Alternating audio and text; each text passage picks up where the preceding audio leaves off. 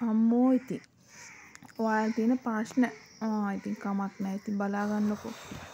මේ වගේ ගෑනු කෙනෙක් අපරාධ බැඳගත්තේ කියලා. ඔන්න ඉතින් උදේම නැගිට්ටා. 6ට නැගිටින්නේ මම.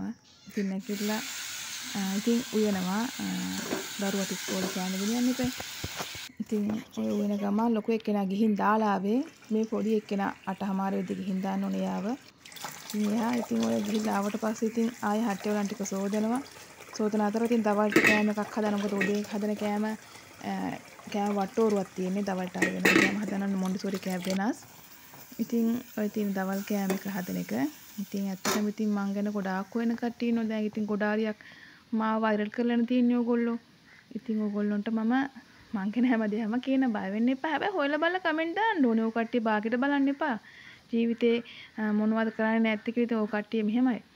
මේක මගේ ජීවිතේ. ඇත්තටම ඉතින් ඕගොල්ලෝ ජීවත් වෙන්න ඕගොල්ලන්ට කැමති විදිහට.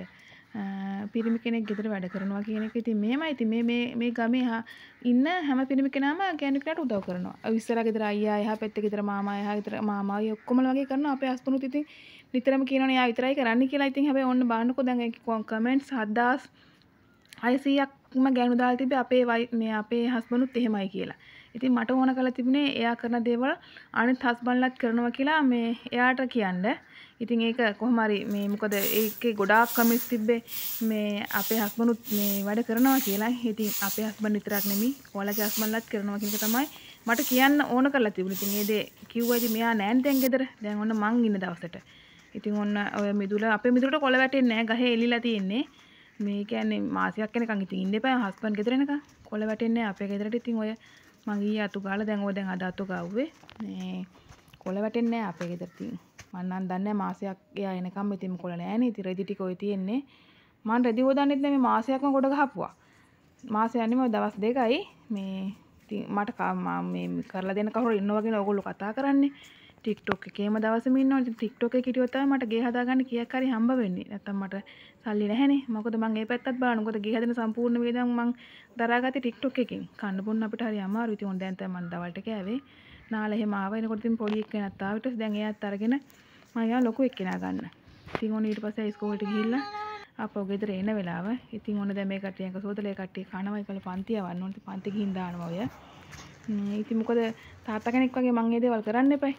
මට ඉතින් මේ මොන ඉතින් එළවලුත් නැහැ. ඉතින් අද ඔය එළවලු ටික අරගෙන ආවා. දෙක තුනක් අරගෙන ආවා. මේ ගෙන ෆ්‍රිජ් එකක් නැති හින්දා ඉතින් අපි ඔහොම තමයි ගෙනත් තියාගන්නේ. ඉතින් ඔන්න කුස්සිය. TikTok කර ඉන්න වයිරෙන් ඉතින් වැඩකුත් නැහැනේ මට. දැන් 3:00 වෙලා වෙන්දා නම් මම වෙලාවට ප්‍රැක්ටිස් යනවා. දැන් මීට් නැති හින්දා ප්‍රැක්ටිස් යන්න විදියක් නැහැ. ඉතින් මේ නිකන් දරුවොත් අරන් යන්නත් බෑ. වහිනවත් එක්කන්. ඊළඟට තමයි ලයිව් එකක් දාගන්නේ. ඉතින් ඊට පස්සේ අර දෙන්නත් මම එක්කගෙන ආවා. එක්කගෙන ඇවිල්ලා ඉතින් හවස ඔන්න මල් කඩලා ඒ කට්ටිය ඇඟ සෝදලා අන්න ඉතින් එයාලා ඔතනත් ගේ අස් කරලා තියෙන්නේ. පහන තියන්නේ කවදාත් අතු ගන්න නැතුව. මේ ඔන්න ඉතින් පහන තියලා ඉතින් මේ හවසට ඉතින් එයාට බඩගිනි. ඉතින් හවසට බඩගිනි එයාට. ඉතින් ඔන්න එයා බට්ටියකුත් කනවා. ඉතින් පොඩි එක්කෙනාට අපි පාන් ගෙඩියක් අරන් තිබුණා. ඉතින් අර බත් ටිකක් කෑවා ආපු ගමන් බඩගිනි වෙන හින්දා. ඉතින් ඔන්න ඊට පස්සේ ආපහු ඔන්න අපි ඔක්කොමත් එක්ක තේ හදාගෙන ඔන්න අපි ඔතන තමයි අපි කන්නේ. ඉතින් ඔන්න ඉතින් ඔය ටික කෑවා.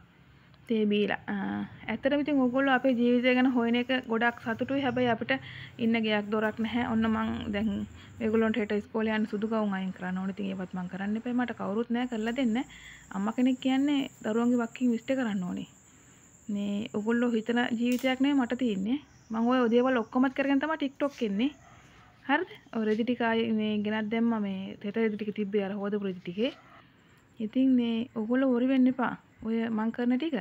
ඔය දැන් TikTok කරන්න මම ලෑස්ති වෙනවා රෑ ලයිව් එක. මොකද මම 12 වෙනකන් ඇහැරලා ඉන්නවා. මොකද මට මේකෙන් කීයක් හරි හම්බුනොත් තමයි දරුවන්ට කන්න බොන්න අඩුපාඩු අරන් දෙන්න පුළුවන්. මොකද පඩිය මදි අපිට ජීවත් වෙන්න. එහෙම තමයි මං ජීවත් වෙන්නේ.